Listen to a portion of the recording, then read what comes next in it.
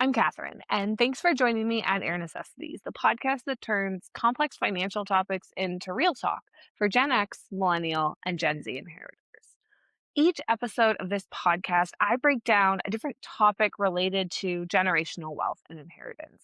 My goal is that you can stop trying to figure out what you need to do with your money by asking Google or Chat GPT, and instead come here for real talk, real advice, and real solutions that you can start implementing in your life today. In this episode of Air Necessities, I'm bringing back a new feature that I've introduced in 2026 called Article Blast. In each Article Blast episode, I take a different look at an article talking about basically the concerns of our parents.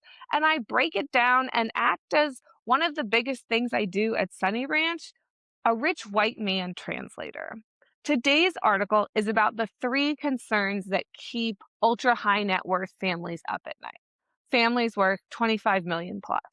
And just to be clear, when they say ultra high net worth families, they're talking about ultra high net worth families led by men who are in their 70s or 80s. We're talking about your parents' problems and what they're worried about. Why should you care?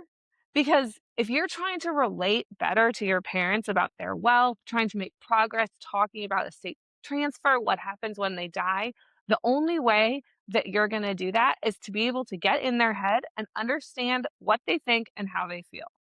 We're going to cover all of it today. Before we do, if you are a long time or a new listener to Air Necessities and you're enjoying the podcast, I would so appreciate it if you could take 2 seconds to leave us a 5-star rating wherever you listen to podcasts.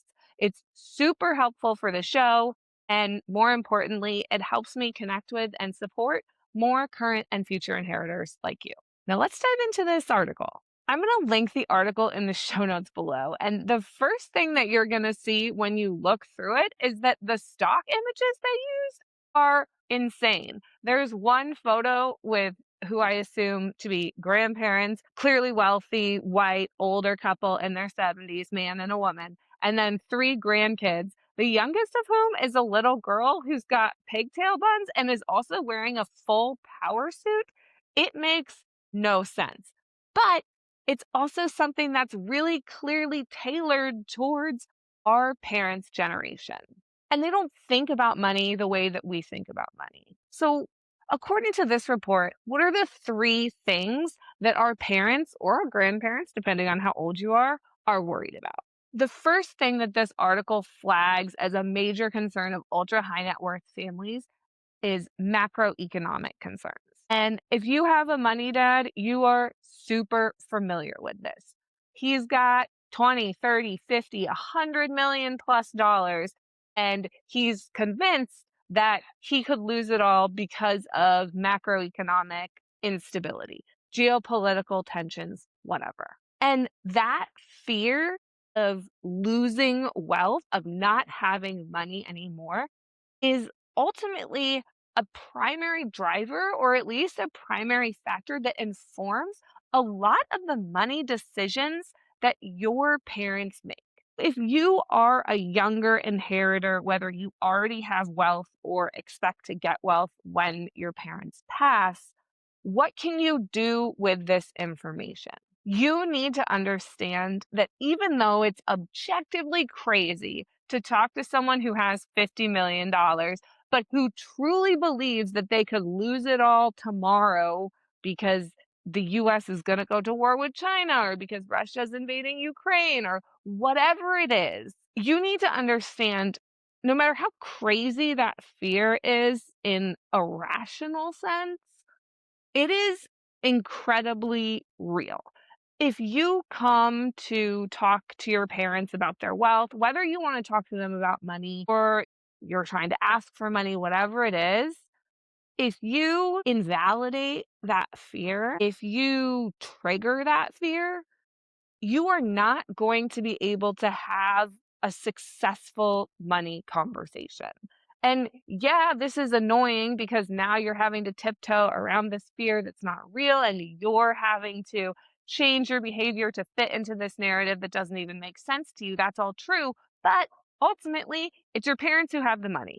And so if you are trying to engage with them in a productive way about that money, you need to avoid triggering these fears. There are a few different ways that you can do that. The biggest one is very simple, and it's literally just listen to them and then don't respond with, okay, but that's crazy. We all know it's crazy. But again, it's also very real, and it's not gonna behoove you to say that part out loud. Say it quietly, say it to your partner when you get home, say it to your friends, whatever. But don't say that part out loud in conversation. Swallow your tongue. The second thing that you really need to pay attention to as it relates to this particular fear is how you approach conversations about money. We know that many of our parents or grandparents are living in this scarcity mindset despite the fact that they've accumulated all this wealth. For many of them, the reason that they have accumulated all this wealth might be because of this scarcity mindset. And if you've had a belief your entire life and that belief has led you to be successful, in the later years of your life, you're not necessarily going to throw that belief away, even if it, again, objectively doesn't make any sense. Whether you're trying to have conversations about end of life plans, whether you're trying to get money from your parents, whatever your goal is when starting money conversations with your parents, keep this scarcity fear, this macroeconomic fear in mind. And yes, it is frustrating to deal with, but if you invalidate it or if you trigger it, you're not going to get the response you want from your parents. Heading back to the article, the second biggest fear that wealthy families are identifying is asset protection and specifically wasteful heirs. If you're noticing a trend in these first two concerns, you're onto something. It's all tied to that scarcity mindset. And yes, this is something that your parents, grandparents, whoever might be feeling. But also, this is something that is actively being enforced and fed by your parents' professional advisors, by their financial advisor, by their estate planning attorney, by their CPA. Oftentimes, the goal of all of those advisors is to protect the money. And when I say protect the money, I mean build up big walls around it so that you, the wasteful heirs in this scenario, can't go and do something that your parents, grandparents, whoever don't want you to do. What this advice does, again, creates this wall around family wealth, and it discourages transparent, open, and honest money conversation between you and your parents, your grandparents, whoever it is that you're going to be inheriting from. So, as a current or future inheritor, you need to understand that it's this fear that's actively being fed into the ears of older generations by their advisors that you are working to overcome and that you need to counteract. And you are never, ever, ever going to be able to counteract that fear by telling them that the fear is stupid, by acting like a kid and demanding more information, or even by approaching them on the emotional side. The best way that you, as a current or future inheritor, can break through this fear is by approaching your family as an adult who is informed, who is capable, and who has a business proposition. Because if you approach parents, grandparents, whoever, as a child, if you stay in this relationship dynamic that exists where you have the older generation who has the authority, has the knowledge, has the power, and then you have the child, you're never going to get anywhere. You need to level up to put yourself on more equal footing as an adult. And the way you do that is you get educated, you get smart, and you understand what the fears are that advisors are putting into your parents' ears. And you come with an alternate perspective that acknowledges those fears, that says you understand them, that you've researched them, that you also have expertise in this area. but that you have an alternate solution for consideration. And then you open the door not only into these conversations with your parents, but also to coming into these conversations with their advisors and to push against this fear based narrative, again, not as a child, but as an adult who has a vested interest in what happens when your parents, grandparents, whoever die. I'm not saying it's an easy thing to do. It's incredibly intimidating, and most people don't know where to start. But this is a huge part of the work that I do with my clients at Sunny Branch. I said it earlier in the episode. I am the rich old white man translator. I've been doing this my entire career, and I have open, honest, and transparent conversations with my parents, especially my dad, who has these same fears. He is representative of this group that this article is talking about specifically. And I learned how to approach these conversations in a way that makes them productive instead of triggering for both of us. It's tough to do, but with the right education, training, and preparation, you can break through this wall that your family has put around money and start having more productive conversations. But you can't do it if you're coming from a place of entitlement or fear.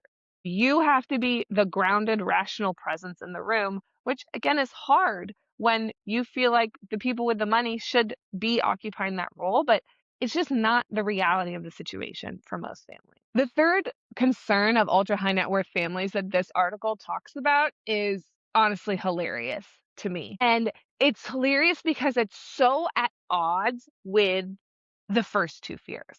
This third fear is leaving a legacy and passing down values, not just wealth, across generations, leaving a positive impact after they've died. It's so funny to me the way that advisors who work with these older clients deal with things because you have these first two concerns that advisors are actively feeding into these fear-based narratives.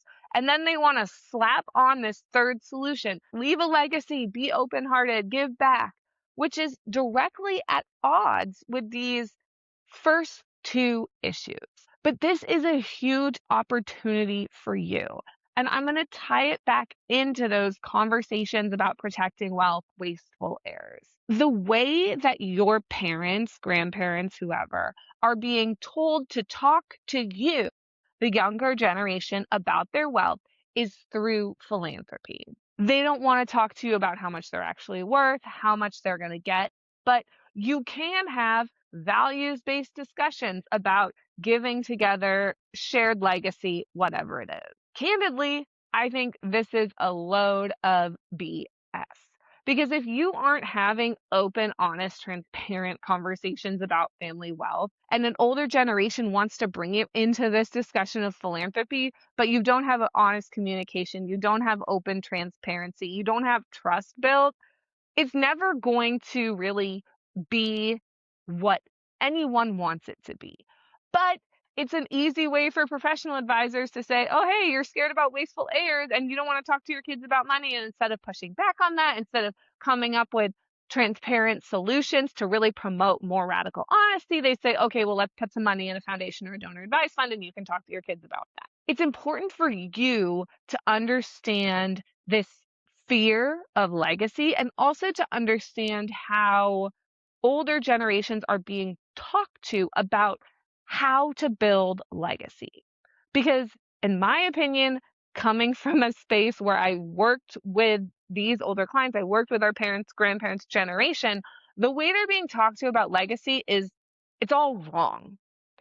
Because again, it doesn't focus on the most important piece, which is transferring values around money across generations, which doesn't just happen with philanthropy. It happens with real discussions and, again, transparency about the assets that you're going to get and how your family wants you to spend those assets, think about those assets versus how you want to, and being able and willing to engage in those conversations. That all being said, if you know that your parents have these first two concerns, they probably also have this third one about legacy. And this is an amazing place where you can approach them. Know they have this concern and think they probably want to talk about it with you, but they don't know how.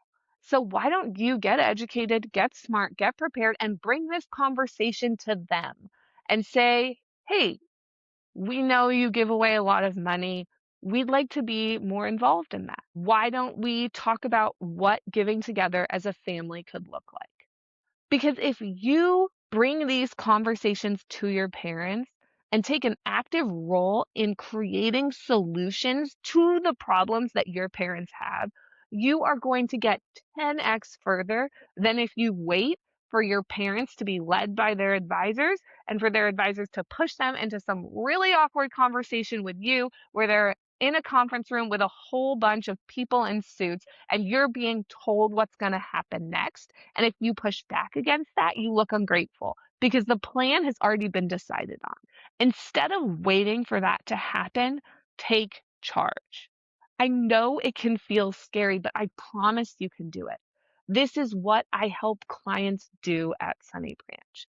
Build plans to talk to their families about wealth and to move that conversation forward. You may never get to this radical, open, honest transparency, but if you educate yourself and you bring a well researched, reasonable proposal to your parents, I think you'll be surprised by how far you can get in those conversations. If you want to know more about starting these conversations with your family and how you can do the work to ease your parents' money fears, I want to hear from you. You can email me at Catherine@sunnybranchwealth.com, find me on Instagram at sunnybranchwealth, or if you prefer to just keep following along with the pod, I'll catch you on the next episode of Air Necessities.